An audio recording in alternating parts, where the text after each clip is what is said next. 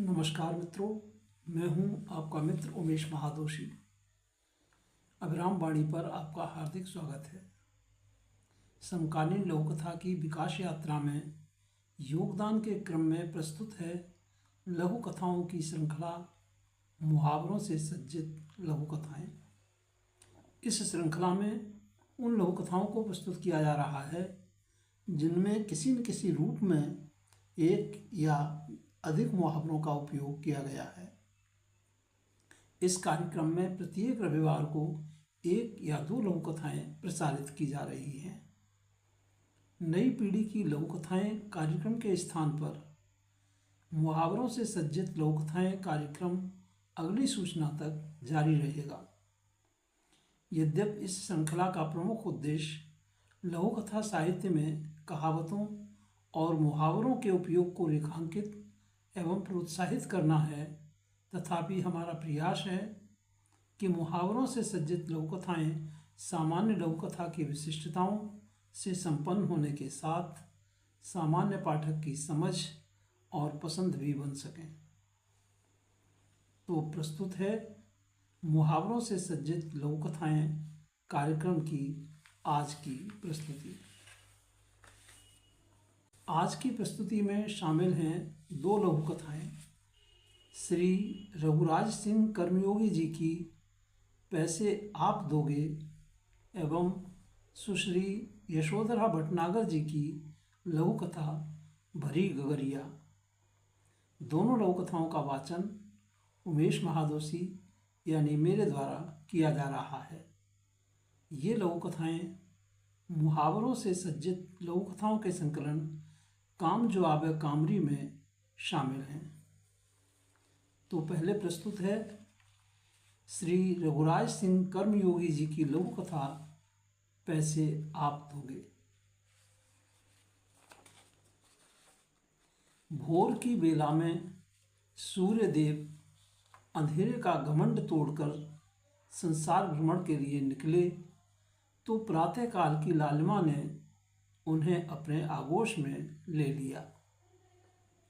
इसके कुछ पल बाद सुरमई किरणों ने उन्हें अपने रथ पर सवार कर लिया।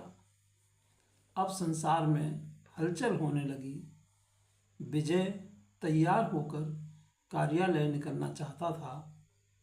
8 बजे के आसपास घर के दरवाजे पर अनायास ही खड़ा हो गया। सामने दृष्टि को कोड़ दिया तो प्यारे से दो बच्चे एक दूसरे का हाथ थामे चले आ रहे थे। आपस में क्या बतिया रहे थे यह तो वही जाने। उन दोनों की उम्र यही कोई 4 और 3 वर्ष रही होगी। बचपन भी एक संपदा है जिस पर कोई आयकर नहीं लगता, जो जीवन की आधारशिला पर अंगड़ाई लेते हुए आगे बढ़ता है। जैसे ही विजय की नज़र दोनों बच्चों से मिली, उनमें से एक मासूमियत से बोला, अंकल जी, हमें पास की दुकान पर छोड़ दो ना। पापा ने 5-5 के सिक्के दोनों को दिए हैं, चॉकलेट लेनी है। उसे बच्चों की बात उचित लगी, क्योंकि सामने 2 सांड मस्ती कर रहे थे। साथ ही गली के कुत्ते एक दूसरे पर इस प्रकार चिल्ला रहे थे जैसे टेलीविज़न पर प्रवक्ता एक दूसरे पर दोषारोपण करते हैं। बच्चों को असुरक्षित मानकर विजय उनके साथ चल दिया। मन में सोच रहा था, पता नहीं क्यों माँ बाप दुकान पर छोटे से प्यारे बच्चों को अकेले भेज देते हैं। दुकान पर जाकर वह दुकानदार से बोला, राकेश, यह बच्चे जो मांगे वह इन्हें दे दो। इतना सुनते ही बच्चों के चेहरे पर गहरी मुस्कान आ गई। छोटा बच्चा विजय की ओर देखते हुए बोला, अंकल जी, यम कुरकुरे का पैकेट दिला दो, लॉलीपॉप और ये वाली कार भी चाहिए। बच्चे की बात सुनकर विजय चकित हो गया और बोला, बेटा तुझे सब चाहिए, पैसे लाया है?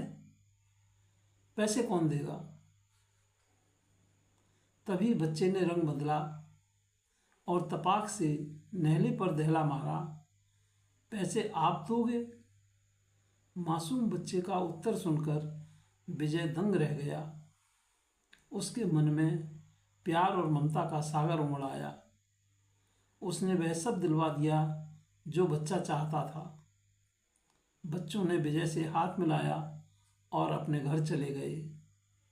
बच्चों को तो मन की मुराद मिल गई, मगर उनकी प्यारी सी बातों को याद कर विजय के हृदय में मीठी सी गुदगुदी हो रही थी। छोटी सी मुस्कान जीवन में बहुत सारे रंग भर देती है।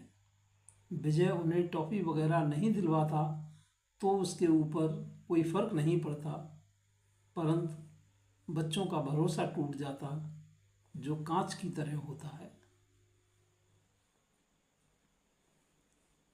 तो यह थी श्री रघुराज सिंह कर्मयोगी जी की लघु कथा पैसे आप दोगे। और अब प्रस्तुत है सुश्री यशोधरा भटनागर जी की लघु कथा भरी गगरिया।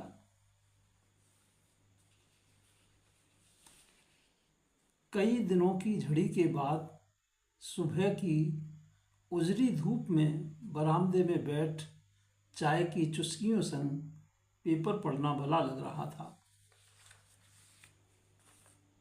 ओम सूर्याय नमः, ओम भास्कराय नमः के स्वर से ध्यान सामने वाली छत की ओर गया।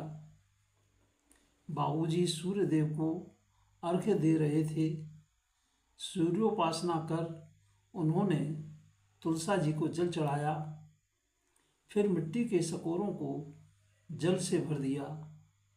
तभी मेरी दृष्टि बाबूजी के इर्द गिर्द इकट्ठे हो आए कबूतरों के झुंड की ओर गई। हाँ मेरे दोस्तों, कैसे हो? दाना चाहिए?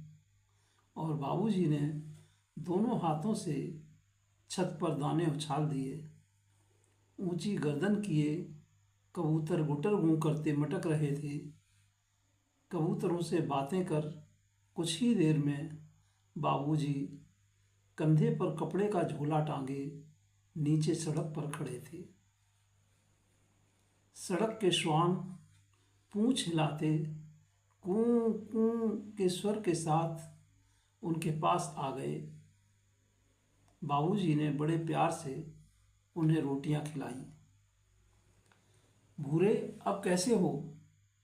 और टामी, तुम्हारा पैर कैसा है? प्रत्युत्तर में श्वानों की पूंछ तेजी से हिलने लगी और कूं कूं करते बाबूजी के पैरों के पास बैठ गए। श्वानों को पुचकार कर बाबूजी तेज कदमों से सैर को चल दिए। उनका हाथ फिर झोले में गया और कुछ बीज सड़क किनारे हवा में उछाल दिए। मैंने बाबूजी के आसपास बड़े ध्यान से देखा। वहाँ कोई फोटोग्राफर नहीं था। एहसास हुआ भरी गगरिया चुपके जाए। सुश्री यशोधरा भटनागर जी की इस लघु कथा भरी गगरिया के साथ हम लेते हैं आपसे विदा। आगामी रविवार को फिर मिलेंगे। मुहावरों से सज्जित लघु कथाओं के श्रृंखला को आगे बढ़ाने के लिए आप अपनी नियमित योजनाओं में सफल हों, जीवन में भरपूर ऊर्जा और उत्साह से आनंदित रहें। हार्दिक शुभकामनाएं। नमस्कार मित्रों।